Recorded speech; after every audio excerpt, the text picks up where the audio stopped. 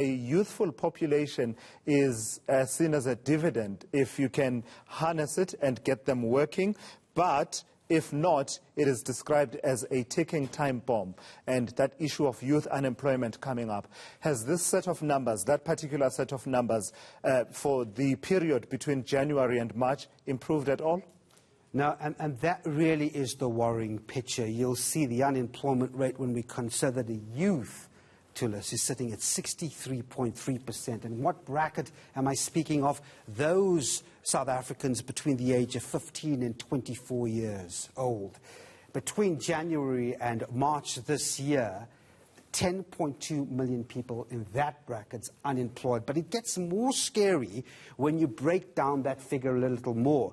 Of that 10.2 million people, 3.3 million people are not in education, in a job, or any form of training, which tells you, again, eyes fall on the policymakers to find out exactly how are their plans going with regards to speaking to business, to getting those internships coming in. Obviously, again, COVID-19 really frustrating the situation. What about grants, youth grants, that are related to unemployment? Again, initiatives were in place, but again, doesn't seem to be proving to be as fast of a rate as we want it to be. But I'll tell you what, let's get some expert opinion. Investec Chief Economist Annabel Bishop joins me now to unpack some of those numbers. Annabel, thanks very much indeed for talking to us. I mean, again, it's a slight uptick, I think 0.1 percentage point up on unemployment. This was not unexpected, was it, Annabel? Yes, hi, Devan. Certainly listening to you earlier, you paint a very negative picture of the reality. And, that's what it is, a very negative environment for South Africa, the fact that our unemployment rate is so high and, in fact, has risen to these levels over the past decade. At the end of the 2000s decade, around about 2008, we were seeing unemployment close to 21%. So we've seen this sharp upward rise in unemployment, obviously, as you noted, exacerbated by the COVID experience of very harsh lockdowns last year as well.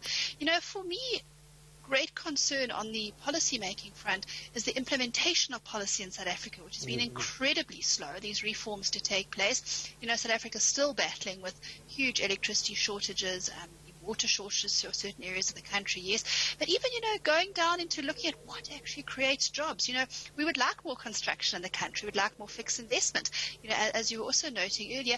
But if we look at the councils in South Africa, it takes an incredibly long time, a very slow, unnecessarily incredibly slow process just to get plans passed through these government institutions.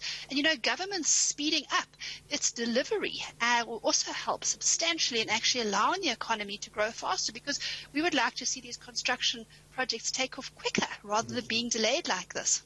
Annabel, I just brought up the youth unemployment figure a moment ago. What is it, 63.3% in that bracket of 15 to 24 years old. I mean, this is a very telling picture, if you like, about the future. And one wonders, where is the answer here? And I'm looking for an immediate and long-term one.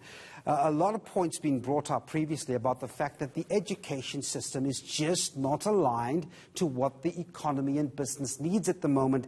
Hence, you find that particular bracket of South Africans, young South Africans, faced with a situation where that number of unemployment sits at 10.2 million people. Are the efforts on the policy front seeing to this problem? What's your take?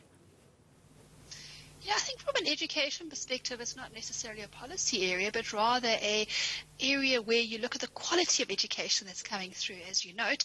And of course, this quality of education, if you look at South Africa's maths and literacy skills, we perform incredibly poorly, aligned to some of the worst performers in the world. And, we cannot hope to have a quick growing economy with skilled employees if we are not departing these skills to them in the education system. We're not giving them these skills. And, that is the problem we're facing. So teachers that are not sufficiently skilled, curriculums that are not being sufficiently taught, yes, conditions in the schools as well. All of these factors add up to an environment where we are not getting the quality of education that we would like. And there's been many diagnostics of this, and obviously drilling down into what the problems are, which have then again also been well publicized. But again, it just comes down to lack of implementation, lack of will to change. If we And here we need to really look at improving education from the grassroots level. We need to improve education before school. That's in your early learning development in the nursery schools, bringing it through into the primary schools or secondary schools, what we know as high schools, before we even get to tertiary education. All of those are absolutely critical for South Africa to see much higher levels of maths literacy and literacy in general, and other areas of education as well. But of course, looking at the environment for South Africa once people leave school, we also need to see substantial improvement. We call them learnerships now, but previously they were the impartation of technical skills, and of course that's very much where we had apprenticeships, and those have fallen away substantially. The quality of those apprenticeships have obviously declined as well. So if we are serious about education, if we want to improve the quality of education, that is actually what we have to do. Otherwise, South Africa only has itself to blame when it obviously points to the fact that we do not generate sufficient skills. We've had we're obviously sitting at 2021 this year, so we've had a couple of decades to turn the situation around, and unless we start making a much greater effort to improve the quality of education, we might be sitting here in a decade or two's time and still not have improved the quality. And unfortunately, this is what's one of the really big factors that's needed for stronger economic growth in South Africa. Besides, we talked about earlier, greater delivery productivity on the side of government, in terms of its bureaucracy.